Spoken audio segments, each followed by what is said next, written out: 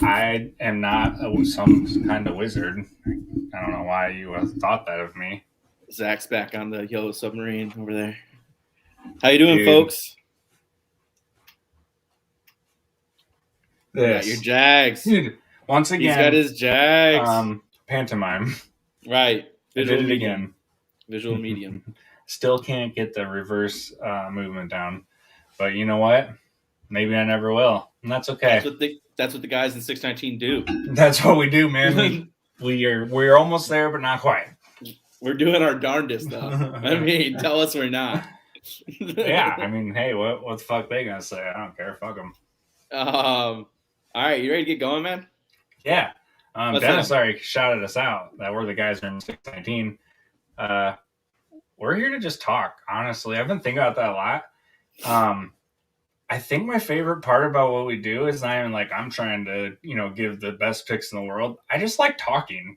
And sometimes just talking and conversation about this shit, like, is what brings good plays. So yeah, 100%. I love that's what we do. We're just here to have a conversation, and because it's fun. On that note, we're gonna have fun out there. Yeah, that's what we're gonna do. We're gonna hit them with the cliff notes. Yeah, even as double-digit dogs. Oh, so first off, our 3 consensus cash plays from last week all hit. Let's go. They all got at least 3 times value. Oh, he did it. He's doing the thing. I did the thing. He's dancing. Especially Singletary. That was very, very clutch. Yeah, it was. He was 25.2, Ertz 15.4, Keenum.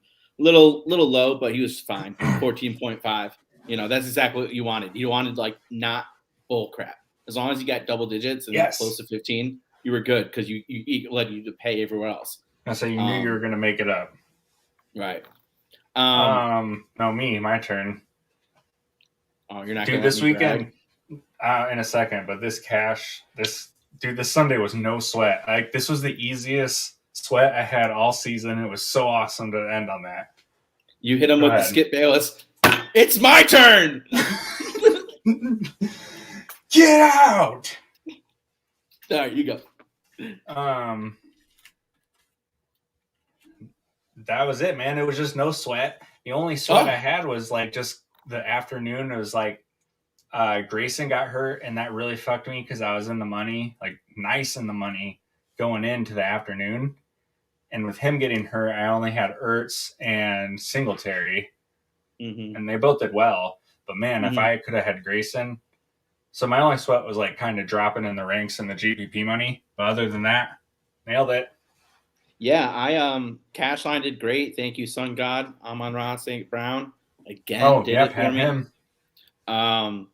And then my GPP cashed in the millie, so I was really happy about that. Even with Grayson, because I had Mooney and I had Evans and Brady, and it just went great. So it was a Saturday though. Both of us were like less than a point away from cashing. It was that last score. Brutal. Yeah, I switched off of Cedric Wilson was the worst. Oh my god! Or Cedric. Yeah. You definitely had him, and then I never did, and I should have obviously. But Saturday was not so great. But we didn't really like Saturday as much. We liked Sunday way better. Yes. You can rinse repeat that one for sure this week. Yes. But I'll throw it out there Saturday. I'm gonna play one small GPP, and I'll probably get a little weird with it. Because I think Saturday is just so chalky. It's hard. That I don't know. I'm not touching it that much. I'll put some bets in, but yeah. All right, let's hit them with their takeaways from last week. Colts at Jags. Colts lost. If you've been under a rock, 11-26 to the Jags. Ooh, man, I wish I had a clown nose or something. Get him, clown related. I've got so much to say about this that. Like, victory laps for days. First of all, fuck you, Colts. I hate you. I live in Indiana. I've been harassed by you guys my whole stinking fucking goddamn life. And it's been terrible.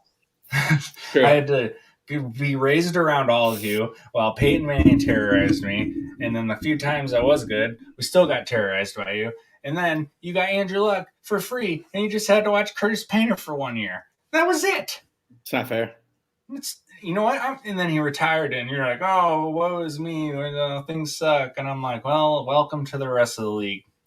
Anyways, get Phillip Rivers, whatever. You guys are still mediocre. You get Carson Wentz. You trade a first-round pick, and I'm like, dumb. And everybody's like, oh my God, Carson Wentz for MVP. And yeah, I went in deep on this one instantly. It was the hardest I ever researched for a debate in our group chat. I think I was just chilling. I had a slow day at work, and I just went in deep. And like, I went in and found all these like super deep stats about how his accuracy blows. He's turnover prone. He holds the ball forever. He just makes bad decisions. The list goes on. And then this is the guy they're trusting. And you know what? The only time this dude had success, everything was perfect. And that's where people think like, oh, that's who he is. There was no injuries on that team. It was so good that Nick Foles was the Super Bowl MVP. That's what I was going to go for. Nick Foles won the Super Bowl. I mean, it's fair. I personally thought his 2019 season proved a lot when all the wide receivers were hurt. But, all the things you said aren't false. Like, he holds the ball forever. He makes, doy plays. And he just, he's not an elevator of talent. He can get the job done for the talent they have or not get the job done, which is what happened against the Jaguars, because there's literally no excuse to lose that team and to get their butts whooped. No, zero. It was a goddamn beatdown. And the players on the field on Hard Knocks were like, what the hell is going on? Like, they didn't get it at all. How do I watch that? You got to have HBO Max. Fuck. I got to find someone. Okay. I got you. I was like, because I just want to watch that. You just want to watch that episode. I know. I was thinking about it watching you, but it was like I was watching it late last night and I couldn't text you. But yeah. So, I got my dog crying up there. Hopefully, I can get him to stop. All right. But yeah, last time. All right. Sounds good. So no, for real though. And then in our group chat, like, I'm still going ham on this. Like, this is the guy they're like staking their franchise into, and everyone, still going against me, is telling me I'm stupid. And then even as the season starts going on, they're like doing pretty good. And I'm like, look, he still sucks. Like, they're winning games, but he still isn't good. And like, they kept moving the bar back and saying like, well, yeah, he's not like an MVP, but like, he's doing enough. I'm like, that's still not good enough for what. So anyways, I'm just pounding in on this guy all year, making fun of him. And, I got to the point where I almost swallowed my pride, to the point where I was betting on the damn team, not on him, the team. Yeah, because the team was just so good. They really do have elite talent at a lot of spots. I bet on him on the show against Oakland. I was like, if Wentz is playing, they're going to win by double digits. Fart. Lose to the Jaguars. Diarrhea. But anyways, man, yeah, I knew early on in that game that the Jags were going to win, because it was just one of those games you could just tell by just the way it was happening. Once it went into like late second quarter is when I was like, okay. And then they got him to fumble early in the second half, and I'm like, all right, this is happening, man. So, two things. One is a little sneak preview on Hard Knocks. Kwity Paye, they were talking to him a lot, and he said his first sack was against Lawrence. He goes, it's just fitting my last sack would be against Lawrence. He didn't get one. And then on top of that, he's like, it's just fitting my last sack would be that. And he's like, until the postseason, then I get some more there. Oh!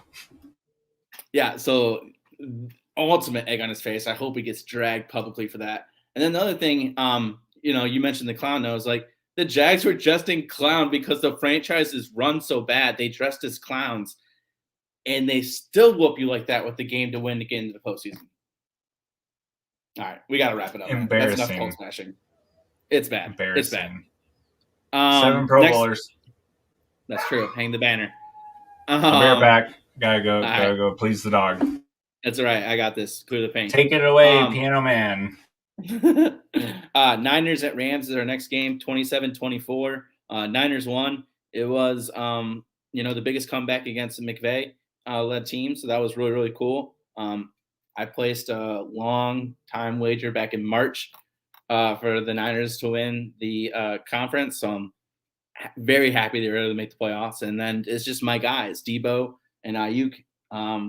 They both went off that week, and that's exactly what I was saying all offseason. Like, both dudes can be fine. I mean, I'm 100% lying if I said that I thought Debo would be this, but like, I just need both. I just thought both of them would be starters, and Debo has surpassed starter level. He's incredible top 5 All-star, wide receiver. superstar. Right. Ayuk, he's looking like he could be a wide receiver 2 or like a high end 3. And if you got 2 of those guys, you're fine. You know what I mean? So I was just happy to see my guys eat. Put high stakes in him and start up this offseason, and was looking real bad at the start. He started getting some touches, and I think we talked about it on the show once. I was like, dude, I think it's just Shanny being Shanny, and he'll be fine. And then he started turning a little bit, and now he looks like he's gonna be fine. So that's what's up. Yeah, I was just happy to see my boys kill it and get into the playoffs, and I'm happy to see them keep playing. Our last one for Cliff Notes is, we Jags fan, Bears fan. So we both have head coach openings along with Minnesota and Houston and Denver and Miami and Las Vegas. And so we just thought we'd maybe talk about a couple of coaches that we're interested in and guys we think that, would be good for both of us, because both our teams are kind of in the same place with, the most important thing is development of our rookie quarterback or our second-year quarterback. And so that's the foundation of what I'm going with.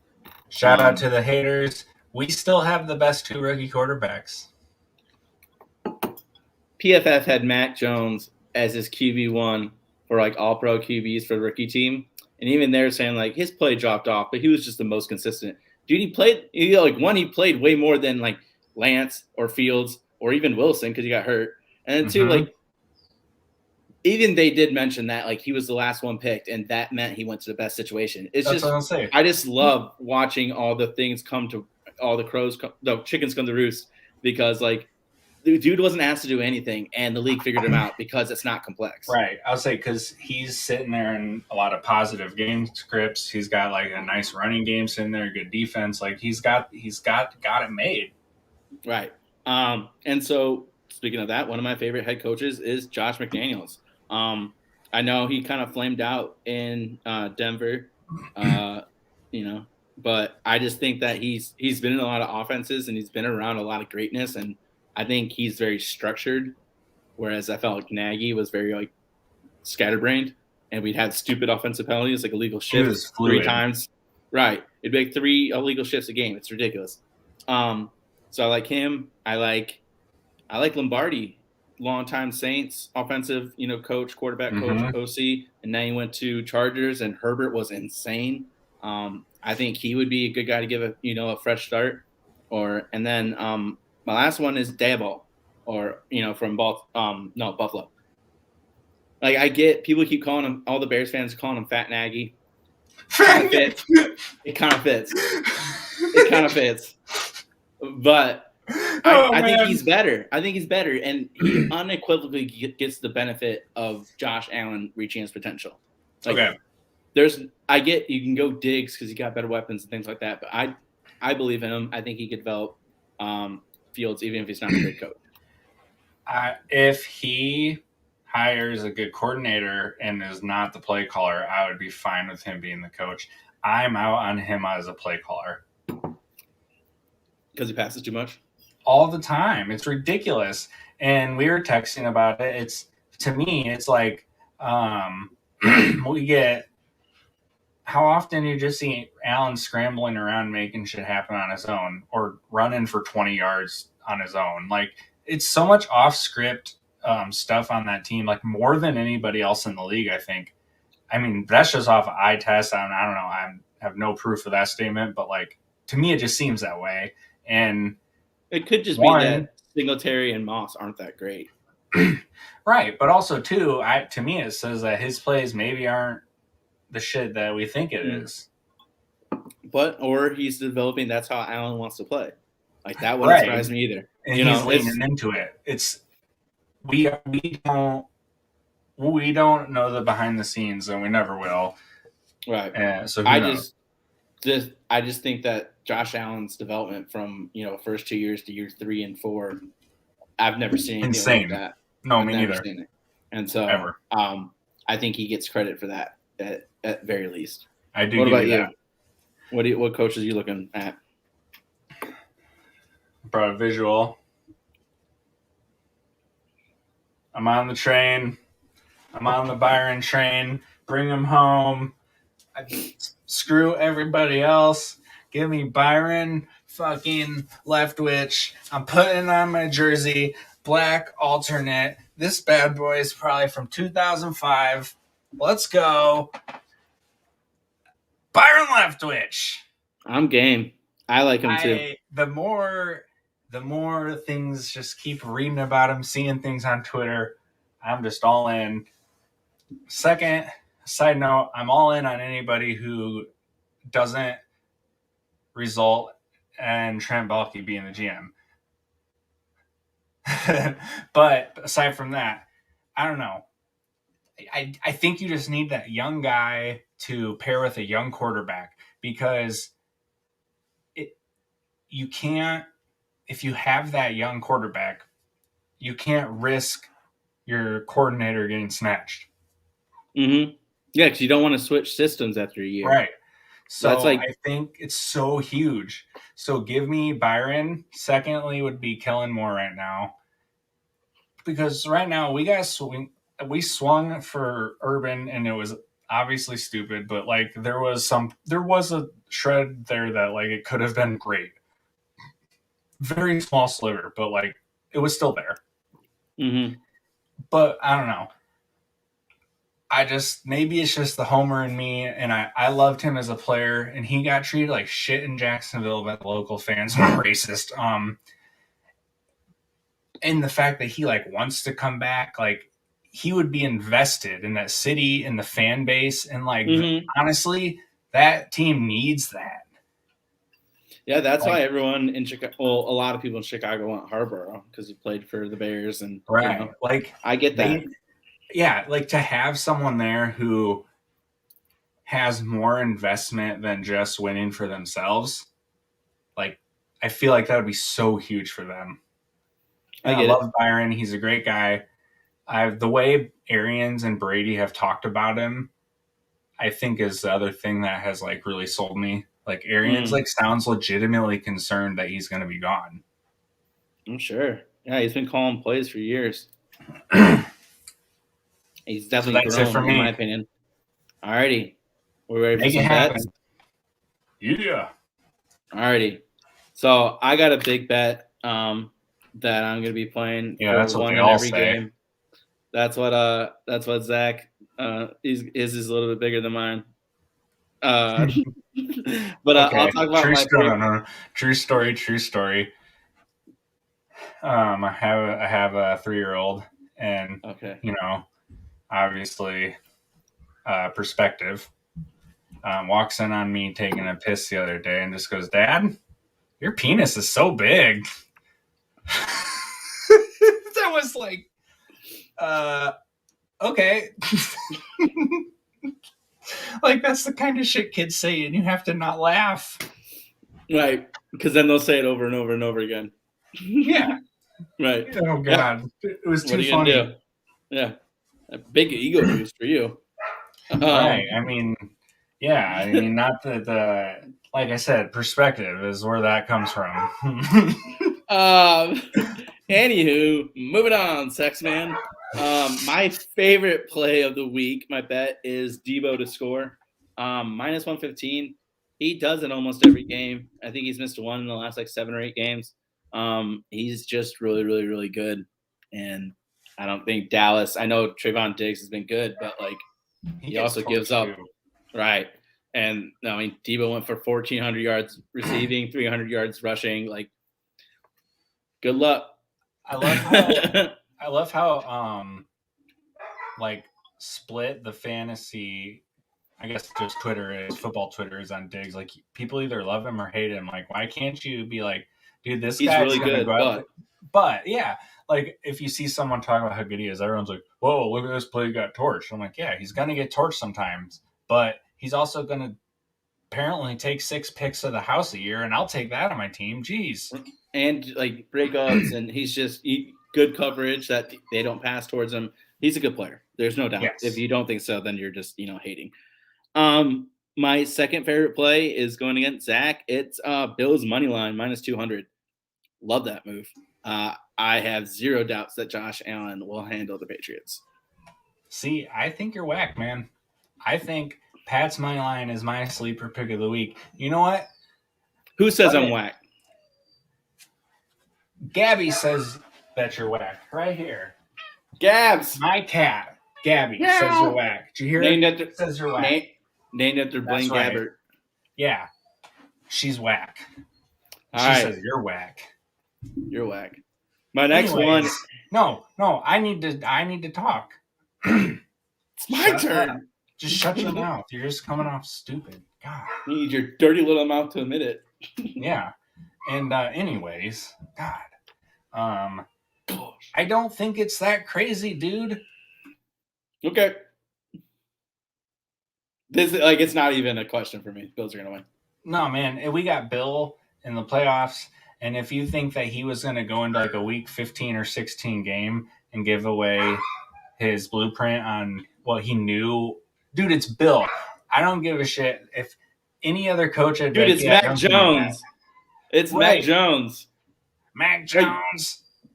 Dude had Brady for 18 years. I'm not saying he's not a great coach. I'm just saying he doesn't have Brady.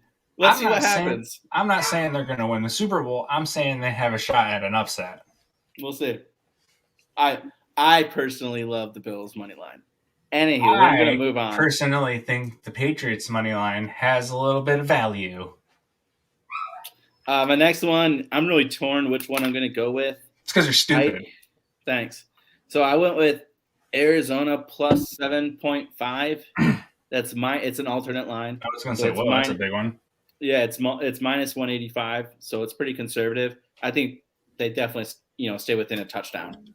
But then the other bet I like is kind of based on that same thing. It's Kyler over 295.5 yards rushing plus passing. So I like that. I think both hit. But I just think the spread's a little bit safer in case it's a kind of a low-scoring game and he doesn't quite get the yards. Would you say I was 295 rush plus running? Yeah, it's a good bet. Minus 115. I like that. I'm writing that down. Yeah, I really like it. So those are my top. 295.5? 295.5. I'm just making sure I had that right. Okay. Yeah. And then the other bets I really like to fill out for each game. Kyler. Okay. I like Joe Mixon to score a touchdown, minus 165. I like that. And if you don't like that, you can do Bengals money line for minus 220. It wouldn't really change the ending props if you do all six. I would feel better with Mixon easily. That's what I think. Because even in either scenario of either team winning, I think Mixon still scores probably, More on him later. Under Phillies at Buccaneers. But it's an alternate under 52.5. I think that's minus 235, very conservative again, but I just think it's a low scoring game. I really do. I think it's like a 20. This is where I think this is where you say I'm dumb. This is where you're dumb. Because we'll see, man. Patriots, you say they had Tom Brady, and I'm like, okay, you're going to tell me Tom Brady in the playoffs is going to be low scoring against a team that's okay? I think he might score 30. Are the Eagles scoring 23? No. I don't think it's a high shooting game. I think it's a low, 24-17. I think Brady coasts and wins, but I think that Eagles slow the game down and they like to run the ball. It's going to be it's going to be a quick moving game. I think it's a lot of dink and dunk for Tampa Bay and then a lot of trying to run. How about that, boy? We'll see. 52.5 is a high total. You have to at least give me that.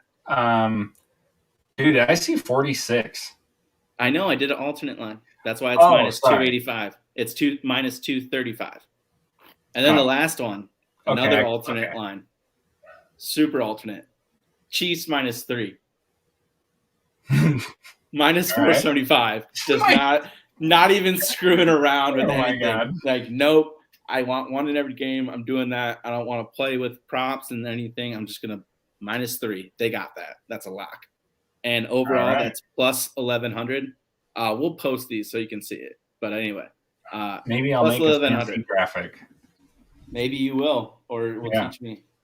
All right, hit us with your crazy town bananas play. Dude, it's super easy. I'll tell you. I'll trade it for that episode of Hard Knocks. Fair enough. That's how you wheel and deal, folks. Yeah. Don't listen to HBO or whatever company does the graphics. Yeah. So anywho, my first one is Bucks team total over 27.5. I wouldn't complain about that. And that is -110. Love it. Considered it. Anyways, I'm going with that. I love T. Higgins over 65.5. Big fan of that one. -120. I love Ayuk 49.5 over on the receiving. That's a -115. So all three of those are, traditional somewhat price. Yeah, exactly. Like, normal price somewhat. On top of that, I guess if you want to dig deeper, I have a big parlay, but I like, we don't have much for the Monday, which I think it's cool that we get a Monday Night Football playoff. I mean, that's badass.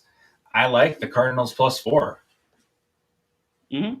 I just think that's going to be a close game, period. So me too. I will be sprinkling a little bit on the Cardinals money line. I'm gonna do a little parlay with 49ers money line and Cardinals money line. All right. Book it. But that's not like a lock. That's like a, that's a high risk parlay. Yeah. That's what it's about. Alrighty. Those are our bets. We'll post those out. Hopefully we get to have some fun this playoffs. Hopefully, like, the first game doesn't blow this. Mixon doesn't score. Right. That'd be a huge bummer. I'm gonna grab another beer. All right, I'm gonna do my Saturday talk since you're not really doing Saturday. Yeah, I'm not that into it. But when I'm back, we need to talk about Vegas. Oh my God, no. Moving on. Mixon, 7.1. He's playing Saturday. He's my favorite play for that slate. We mentioned it. It's a small slate, 2 games, and Zach thinks it's going to be pretty chalky. I just don't really like the value plays. So what I'm playing is that I think Cincinnati's going to win, and I'm assuming that they're going to be kind of running the ball and kind of being up, and Vegas. That's a fine. Vegas has been torched playing the cover 3 by against KC. They gave up like 90 points in 2 games. I do not think they're going to play cover 3 versus these Bengals. I know they let Mixon run all over him last time. He got 35 points in DraftKings. But it's that, or you let Jamar Chase and Higgins tear you apart. At least this way, someone could screw up with a fumble or a bad snap or a sack or a penalty. So I like Mixon to be the dominant player of this. Of that slate. Their defensive coordinator is Gus Bradley. And when he was with the Jags, he comes from that Seattle tree where it's like, that's what they do.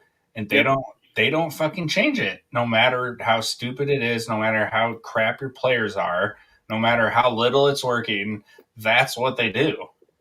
I feel you, but they didn't last time. And I think that giving up 90 points in 2 games to the Chiefs, playing the only defense that the Chiefs not playing the defense that the Chiefs have consistently not been able to explode against. Everyone's been doing the 2 high safeties except for Oakland, and they give up 90 points. I know KC and Cincinnati aren't the same teams, but they're kind of similar.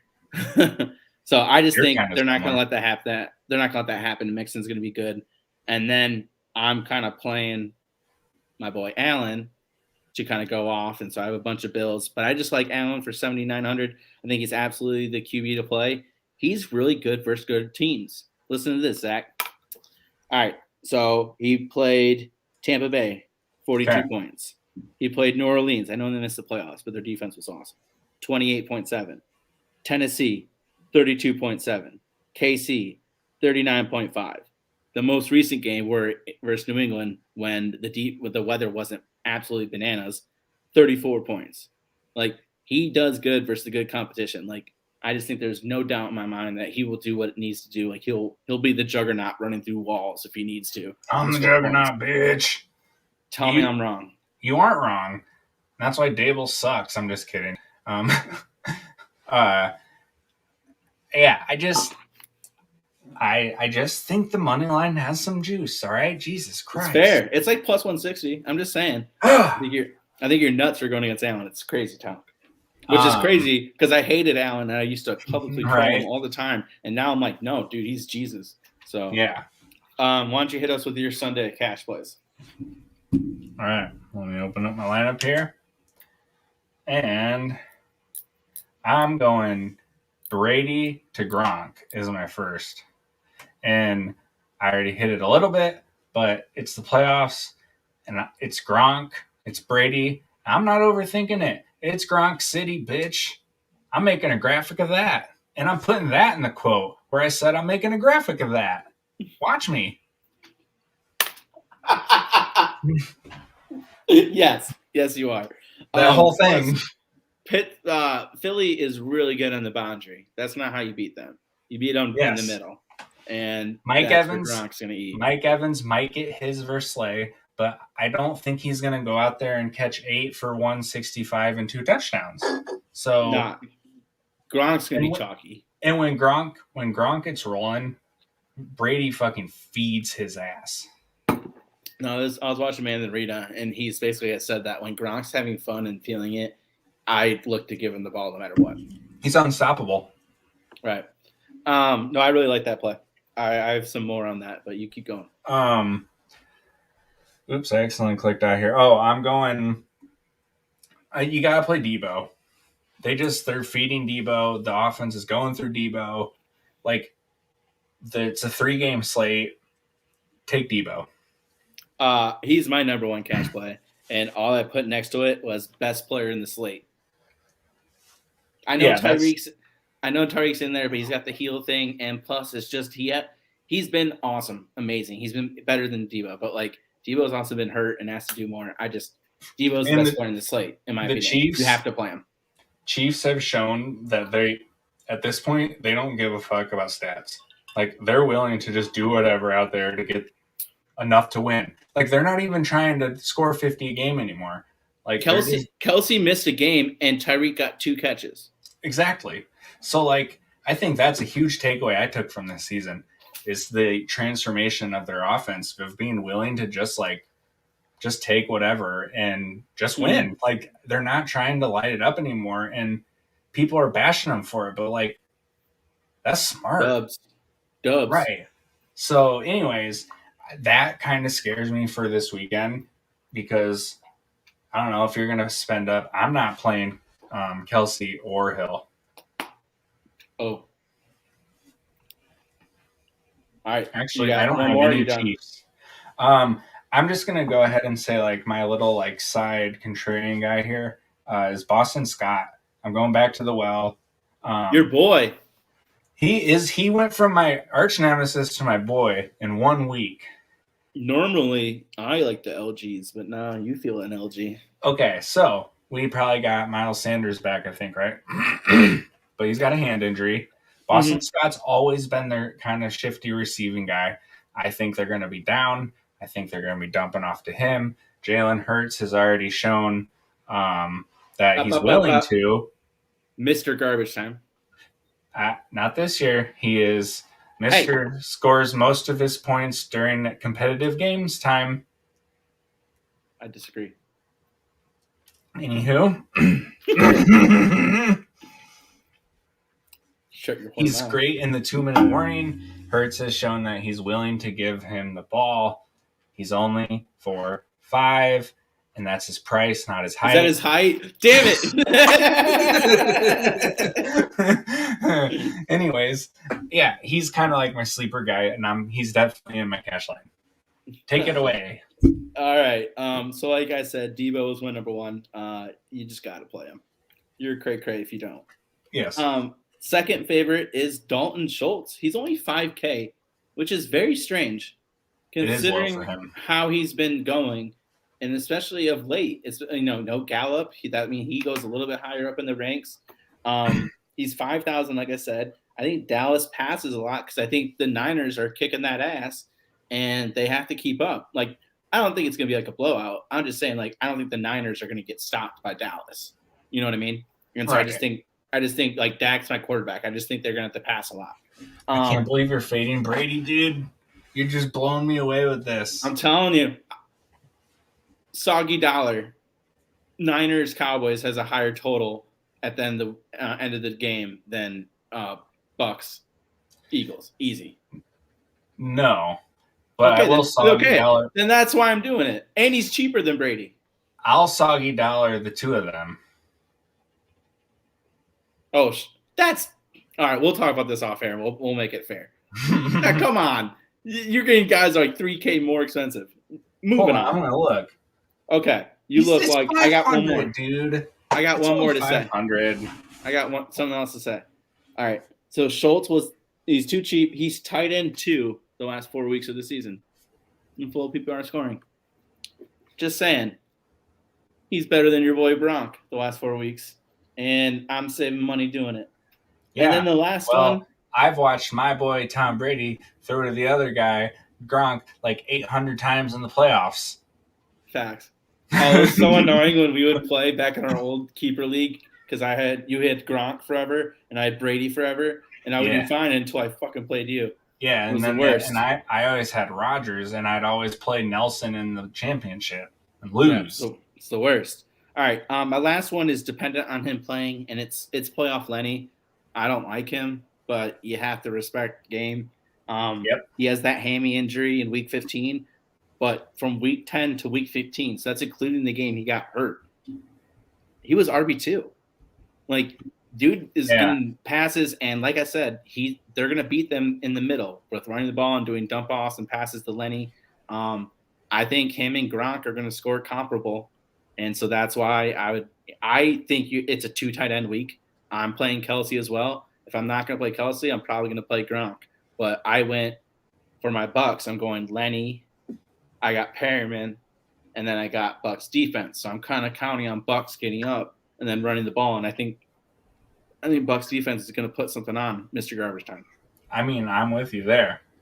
And then my backup, because I only did the 2 Saturdays because I thought we were going to do 3 and 3. It's Cedric Wilson. Based on last week alone, he's 4-3. I want to say. He's just been unstoppable since Gallup got hurt. Gallup got hurt in the Arizona game, and it's been a game and a half, and he's basically averaging 15 points a half since that happened. Like, he's been going absolutely murdering it out there, and you can tell Dak likes throwing to him. I'm guessing he's going to be one of the chalkiest guys in the slate. And he's been making, like, crazy plays, too. Like, it's not even like, you know what I mean? He's just been damn good. Yeah, you got to – and he's been good every time he's got an opportunity, for real. I mean, honestly. And he's even produced at times when all 3 of those receivers are out there. Right. Plus Schultz. Like, it's just – he's a good player. Like, I think him and Gallup are free agents this year. I'm curious what's going to happen with both of them. I would sign him in a heartbeat. Plus, I think Zeke is going to have to do a big restructure, or he's gone sooner than later. But yeah, so those are our catch plays that we really like. Like we both said, we'll be much more heavily invested in Sunday's slate than Saturday's slate. I'm kind of going mostly GPP Saturday and just kind of hoping I get lucky. Yeah, I'm going to play one line Saturday, and it's going to be a little weird. All right. Well, hopefully we have another cooking week like we have the last couple. Dude, hell yeah, dude. We honestly ended the season on a burner. Right, because we started rough, especially me. I was horrible. I had a rough patch in the middle. I had a pretty good patch in, like, the second quarter, I'd say. Other than that, it was, like, up and down like normal. But, man, end of the season was very kind. Yeah, I'm still a little in the hole for the season, but I got damn near close. And if I have a good playoffs, I'll be good for the season. So and the thing about it all is, once again, we say it all the time, if you survive the whole season and only go down a little bit, I don't even care. Like, because it's so much dang fun. It's fun, right? You're paying for entertainment for months. Yes, that's how we look at it. As we gambling and DFS, we are paying for the entertainment. And you're kind of paying to survive and hoping that you get that 1 week where you hit it, and then you're good for a really long time, right? I mean, Yep. All right, so cooking. He was number one cooking last week. He's number one cooking again. We're talking about our boy, especially mine, Sun God, Amon-Ra St. Brown, number one wide receiver the last 4 weeks of the season. PPR Destroying it. Who would have thunk? Not us. Not number one. No. I would have been happy if he scored like 10 points a game. Right. He's out here dropping hundos and touchdowns every week. It's crazy. So to me, it's like because he started off slow and then like he was having his kind of little bit of rookie moments that you just would expect. And like, he looked kind of good for these handful of plays a game. And then all of a sudden out of nowhere, it was just like, boom, pedal to the metal, 25 points. Yeah, I think it clicked with him, and I think they've kind of realized what they had in him. You know what I mean? Like they realized, like, oh, we can play him at the running back. Oh, like we can just feed him the ball, and he's not going to turn a 2-yard pass into a 80-yard pass, but he can turn it into a 10 or 12-yard pass. You know what I mean? And they're kind of do some of the stuff that they do with Debo, some of the stuff they do with Cooper Kupp, or like scraping the line and like going up on the wheel route. So he's just a scrappy dude. I always liked him because he had a lot of dog in him. And so I'm happy to see that play working out. Our next cooking is Sage motherfucking Rosenfeld. Hell yes. What a so beast. Funny. All right. So he's like getting some back and forth with some dude on Twitter, which, you know what? I don't blame you. You know what I'm saying? Like if people are going to talk all this shit, like you got to come back at him. And so somebody put up like your career, and it was like 4,000 yards, 30 touchdowns, 29 receptions. Kirk Cousins this year, 4,000 yards, 33 touchdowns, 7 interceptions. Obviously way better than Cedric Wilson's whole career. So he retweets them and just goes, your career. And it's like a bazillion zeros going down for so long. Like you have to scroll to get to the bottom of the tweet he's retweeting. It's hilarious. Like, come at me, bro. At least I made the pros. That's a spike over the net that just hits the face so hard like a cartoon, and it leaves the face imprint. Scott Sterling! Yeah, he's just, it's like when Brian Scalabrine, #White Mamba, would be like, anybody who's not in the NBA, I'll play you one-on-one, I'll whoop your ass. And he would just record it and do it every single time. Because, so of course, these dudes are amazing. Like, they only look average because they're surrounded by other aliens out there. Because it's like it's like the one Monstar in the original Space Jam that didn't look that menacing. But he's still a Monstar. I mean, come on. Exactly. Speaking of Monstars, like this dude might have stole someone's talent. Rashad Penny just going full Undertaker. I mean, dude. I'm like trolling Zach, victory lapping him because I drafted him in the 18th round of our startup, but like it's because I wasted at running back so bad I just needed to grab somebody. He's the reason I got second. Dude, he was RB1 the last 5 weeks of the season. Like it's bananas. I don't remember what the tweet was I put out a while back, and by like 12 points too. Like he was significantly better. And he looked fucking good too. Yeah. I put out a tweet. I remember it was like, man, I'm telling you, by 2021, Rashad Penny's going to be a league winner. Some random guy in 2017 or something like that. Right? Like, it's insane. I don't know what's going to happen with that. I got to think they got to at least give him like a chance to be in a committee. Like, you can't be like they spent a first round pick on him, so they're already paying him. Like, it was 18, right? 18, yeah. So 18, 19, 20, 21, 22. So they're going to have to pick up the 5th round, which probably isn't worth it. But it was late 5th round. It's probably going to be a couple million. I don't know. We'll see. I don't know. Dude looked good. You can't take that away from him. I think why it took 4 years, I don't know. But weird, right? I mean, injuries, but still. At that position, though. It is a weird position. I remember Marshawn Lynch didn't look great early on. No. Remember? Because Buffalo let him walk, and then he goes to Seattle. Apparently, he might be on the Thursday night broadcast next year. I saw that. Amazon wants to make a show with him. 100%. Like, I don't need. Okay, two things. If you're gonna try and like give me the X's and O's and whatever, give me Romo. Give me someone who's significantly smarter and gonna blow me away. Mm-hmm. Or make it fun. Make me laugh. Yeah, so the Amazon Prime has the Scouts feed with Daniel Jeremiah and I forget. Oh my God, really? Yeah, and like another dude, and then like the girl, the lady that's with Coward, Joy. You know what I'm talking about? No, I don't know her. I'm sorry, I don't know her name. No disrespect. I'm like really sad right now because I didn't know that was a thing. Oh, I'm sorry, dude. I watch it every Thursday night. You're a little delayed because you have to stream it. I don't but really it's care. Awesome. Yeah, I love actual people who like are talking about skills and traits and coverages and stuff like that. Yeah, I would rather hear that. Or I love the Manning Cast because it's just entertainment and I can watch the game. I don't need a broadcaster telling me what I'm watching. Like I can look at it's it. Also, it's some of both of them, really. Yeah, that too. I like their perspectives because like they're high-end Hall of Fame quarterbacks. Not really Eli, but anyway. But still, it's a different perspective. He was good enough in the league that you respect his. He's a winner. His voice enough. Yeah, that was kind of a troll. I know it was, but like I'm just saying, like he's still like was at a level enough to where when you listen to him break down X's and O's, you don't question his credibility. Right, like he clearly knew what he was doing out there and had incredible coaching and can coach and knows what he's saying.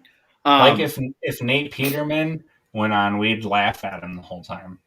Dan Orlovsky, how long did it take him to be like a good like analyst for anyone to take him seriously, not just be like, dude, you ran out of the back of the end zone? Which is like still a valid troll. He owns it to his credit, which is good for him. Yeah, absolutely. I think he's an interesting dude. I like the dude. But that was a book and play for sure. Yeah. Speaking of booking, I still can't watch or talk about this clip without laughing. I told my non-football friends at work. All right, so in the college championship game, Bama was driving. I want to say it was their first drive. Dude, it was really early. Like they were going downfield, they're doing good. It was like a third down play, not that long. And I want to say it was Billingsley because he kept screwing up the whole game. But anyway, he did one of those like zig routes where you go in and then back out, and like it was perfect timing. Boom, Young releases it, and wide receiver falls down. And so end of the drive, whatever. They go to Bill O'Brien. He's booking in the press box. He goes, "God damn it, fuck." like 6, 7, 8 times. Just like so many memes you can make from that. Like who hasn't been at that point? You know what I mean? One of my favorite one of my favorite things of live sports is when they do that. And like obviously they've gotten smart enough to cut the audio, but like when you're swearing like that, it's so obvious. And yeah, it was just too funny. Oh my God, I still can't watch it without laughing. I thought of one randomly like at work, and I was like, oh, that'd be really funny to tweet, like, you know, when blank and blank and blank, and then the video, but obviously I forgot. All right. That was a real book of moves, Zach. Yeah, speaking of more bookings, the Giants. Woof. We've been shitting on. They're the new Houston, if we're being honest. Yeah. I mean, anyway, they're only the second team since 1978. That was a long time ago. Yeah. That was like a decade plus before we were even born, and we're in like decades before the Jaguars were a shit show. And like we're talking like multiple eras ago. You know what I mean? Yeah. Like different styles of football. Yeah. So the Giants are the second team since 1978 to lose each of their last 6 games by 11 plus points. It's real bad. Real bad. I can't believe they took as long as it did to fire Joe Judge. Just wow. Right? Especially because the rumors are now that like, oh, they saw Flores was available, and that's when they fired him. Like, okay, dude. Okay, so like another coach comes on the market, and then you're willing. Why weren't you in the beginning? It's not like Sean Payton became available. I don't know, my friend. I don't know, dude. Honestly, here's a random one. people were talking. Of course, Jags Twitter went there, but they're like, "What would you trade for Sean Payton?" And I was like, "A lot." Yeah, like a lot. Yeah, I would. and also the other question in Jags Twitter has been proposed because obviously it looks like Russell's going to be gone, and Seattle is going to be doing somewhat of a reset. Would you trade number 1 overall for DK? Yes. No. Absolutely, I would. No. 0 chance. Because he is a 100% proven player that is going to be a huge weapon, would be a huge weapon for Trevor, and there's not a 100% guy in this draft. Okay. So for that reason, I would. I would not. I would take Thibodeau, or I would trade down, and I would grab Garrett Wilson, or I'd go Treylon Burks. Okay. Especially Treylon Burks, because he's just going to be a younger DK that can actually like take sweeps and shit like that. Like, he's going to be insane. Yeah, he is going to be really good. The thing here, thing about Thibodeau, I just saw something on Twitter today about some interview he had about, I don't know, something. I need to look into this more. Something about him like bragging about how he got sacks versus Evan Neal, and then another interview came out where like he was making a bunch of bullshit up, and he sounds like there's been like multiple interviews where it's like he likes where he's like loving like the limelight and soaking in the glory, and I don't know. I got weird vibes from it. I'm gonna have to look into it more though. Enjoying being big man on campus, and making just making shit up to sound cool, and I don't know anything about that, but I mean that's definitely not something you want. You don't want number 1 pick to be the destination. Right. Like, you don't want players to think they've made it when they get drafted the first round. Like, that's the next step. Yeah, because complacency in the NFL gets your. It doesn't matter how good you are. Right. It doesn't matter how good you are. Our last one is Brandon Staley calling that timeout. I'm sure you've heard it to a billion, degrees, but we just had to say it because it's just. What were you thinking, man? Dude, I was. I watched. I don't know. I forgot how much of that game I watched. I went to bed because I was like, obviously they're playing. Like someone's gonna win, whatever. So I went to bed. I wake up. Holy shit! It went to overtime, and if they kicked a field goal, what the fuck happened to regulation? What the hell happened? And so then I get looking into it, and I found out, and I'm like, oh my god, Brandon Staley. And then someone in our chat posts the video of some Raiders player and Eckler talking after the game, and you can't see what the Raiders guy says, but you can clearly see Eckler like, "Oh man, really? God damn!" He said, "Were you guys going to run out the clock?"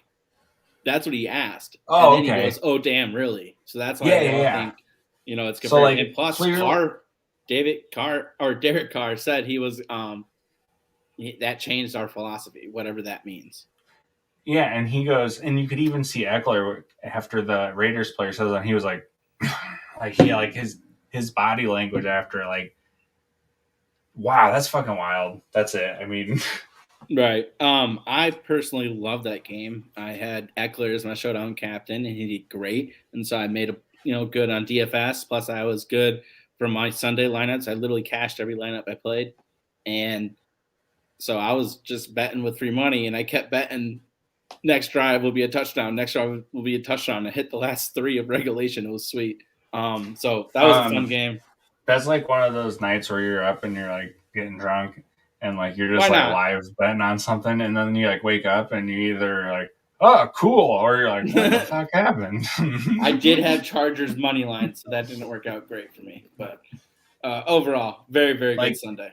Like, I don't think you're a true like sports bettor if you don't wake up one morning and be like, wait a minute, what?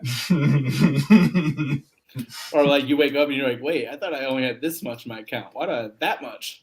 Yeah, that's what I'm saying. Yeah. Oh, I remember now. But anyway, Eckler Zaguan, he was one of my big targets. He was my RB4 coming in the season. Had him in so many best ball drafts, maybe some good money.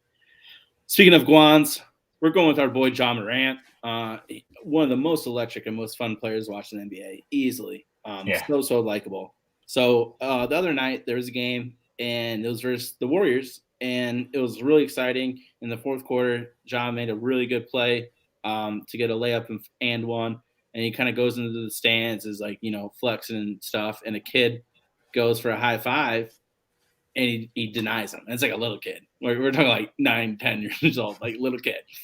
Anyway, they win the game, and they're in the press conference. They're like, "Why didn't you give that kid a high five?" He goes, "Because that was disrespectful wearing a Warriors jersey."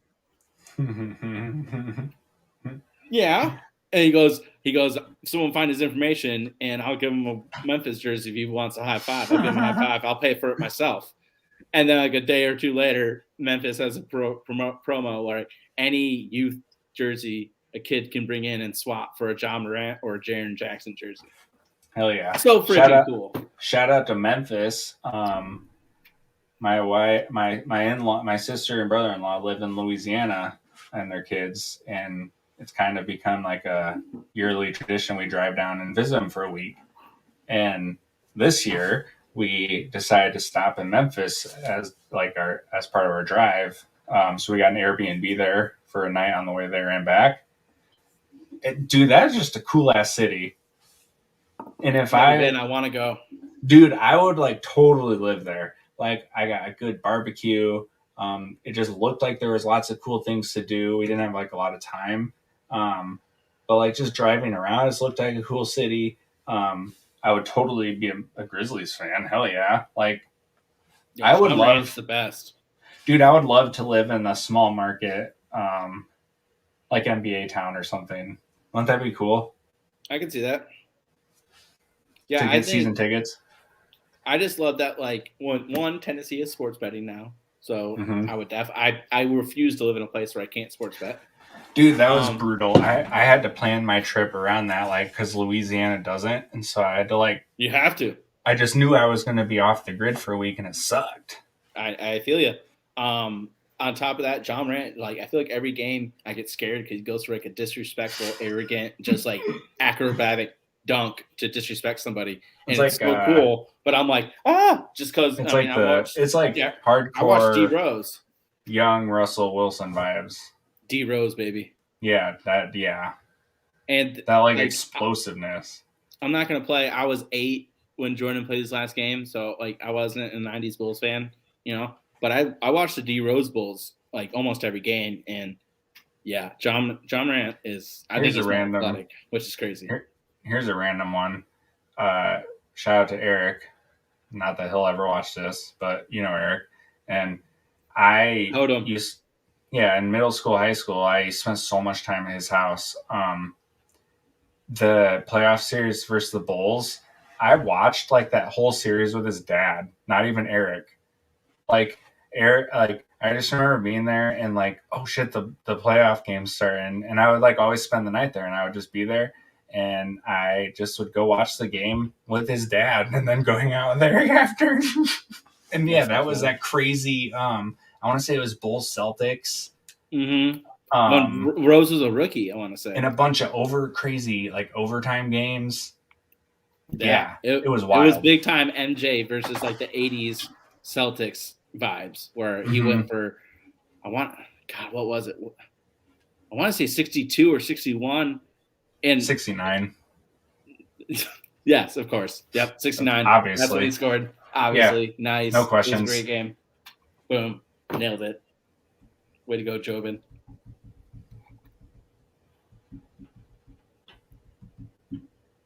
That's it? Okay, moving on. Sex Man.